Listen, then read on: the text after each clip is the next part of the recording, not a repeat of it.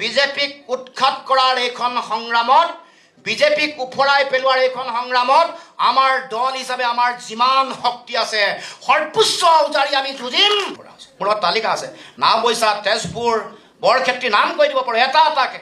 মোৰ লগত তালিকা আছে, এখন চৰকাৰী জাতিপ্ৰেমী জাতীয়তাবাদী বিষয়াই মোৰ হাতলৈ প্ৰেৰণ কৰা এখন তালিকা, বেলেগে দিয়া তালিকা নহয়। সাম্প্ৰতিক সময়ত বিজেপিক উৎখাত কৰাৰ যিটো জাতীয় দায়িত্ব আছে সেই দায়িত্ব পালন কৰিবৰ কাৰণে আমি সকলোৱে সন্মিলিতভাৱে আমি আগবাঢ়িব লাগিব, আগবাঢ়িম। সমৰ্থিত সূত্ৰত মোৰলৈ আহিছে, চৰকাৰী জাতিপ্ৰেমী জাতীয়তাবাদী অফিচাৰে মোৰ হাতত দিছে যে অফিচিয়েলি এই 31টা বিধানসভা সমষ্টিৰ তালিকা আছে য'ত 10,000কে ভোট কাটিবলৈ সিদ্ধান্ত গ্ৰহণ, ভোট চুৰি কৰিবৰ কাৰণে তেওঁলোকে আৰম্ভ কৰি দিলে। সেইকাৰণে প্ৰাৰম্ভিক পৰ্যায়ত 31টা বিধানসভা সমষ্টি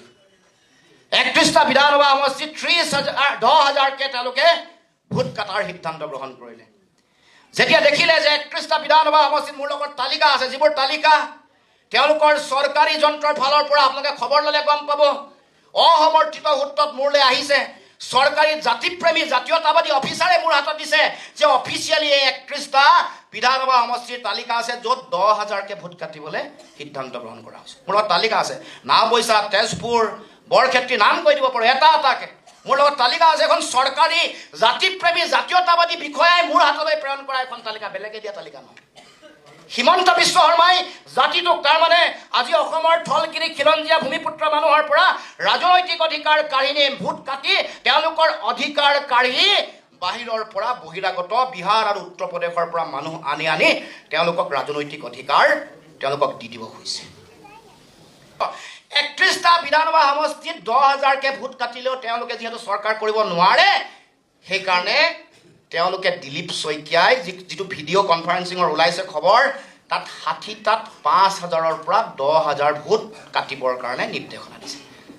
তাৰমানে 31টাত 10,000কে কটাৰ পিছতো তেওঁলোকে চৰকাৰ নাহে বুলি নিশ্চিত। সেইকাৰণে অসমৰ জনগণে ইয়াৰ আগতে ইয়াৰ উত্তৰ দি থৈছে। উদাহৰণ যোৰহাট, উদাহৰণ বিটিয়াৰ। অসম মনত ৰাখিব, হিমন্ত বিশ্ব শৰ্মাকো কৈ দিব খুজিছোঁ, অসম বিহাৰ নহয়। আৰু অসমৰ জনসাধাৰণক বিহাৰৰ দৰে যিধৰণে আপোনালোকে SIR কৰি তেওঁলোকৰ গণতন্ত্ৰক কফিনত তেওঁলোকে গণতান্ত্ৰিক ব্যৱস্থাটোক আপুনি নাচ্ছাত কৰি ধ্বংসস্তূপত পৰিণত কৰিলে, অসমত আমি হ'বলৈ নিদিওঁ। আৰু সেইকাৰণে আজিৰ এই মঞ্চৰ পৰা আমি বাৰ্তা দিব খুজিছোঁ, যিমান যি স্থূল পাতল নিকৃষ্ট কথা নকওক লাগিলে, আমি আমাৰ লক্ষ্য কেতিয়াও ইফাল সিফাল কৰিব নালাগে। আমি লক্ষ্যৰ দিশে অগ্ৰসৰ হ'ব লাগে আৰু তেওঁলোকৰ এই ষড়যন্ত্ৰ উৎখাত কৰিবৰ কাৰণে, তেওঁলোকৰ এই ষড়যন্ত্ৰ নাচ্ছাত কৰিবৰ কাৰণে আমি আগন্তুক দিনসমূহত সকলোৱে কাম কৰিব লাগিব। আৰু তাৰ কাৰণে মূল শক্তিটোৱে হ'ল আমি সকলোৱে সমন্বয়েৰে একতাৰে অগ্ৰসৰ হ'ব লাগিব। আদৰ্শগত মত পাৰ্থক্য আমাৰ লগত, কংগ্ৰেছৰ লগত আমাৰ অসম জাতীয় পৰিষদ বা জাতীয়তাবাদৰ আছে আৰু ভৱিষ্যতেও থাকিব। বাওঁপন্থী শক্তিৰ লগতো আমাৰ আদৰ্শগত মত পাৰ্থক্য আছে আৰু থাকিব। কিন্তু সাম্প্ৰতিক সময়ত বিজেপিক উৎখাত কৰাৰ যিটো জাতীয় দায়িত্ব আছে সেই দায়িত্ব পালন কৰিবৰ কাৰণে আমি সকলোৱে সন্মিলিতভাৱে আমি আগবাঢ়িব লাগিব, আগবাঢ়িম।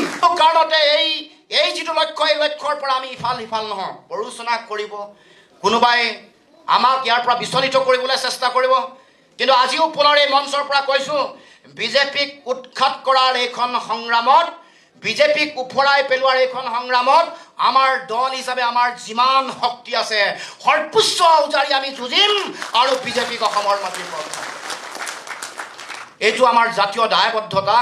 আমি জাতিটোৰ কাৰণে, জনতাৰ কাৰণে, অসমৰ খিলঞ্জীয়া মানুহৰ, অসমৰ সকলো জাতি জনগোষ্ঠী, সেইকাৰণে আমি ইনক্লুচিভ জাতীয়তাবাদৰ কথা আমাৰ কাৰ্যকৰী সভাপতিয়ে কৈছে।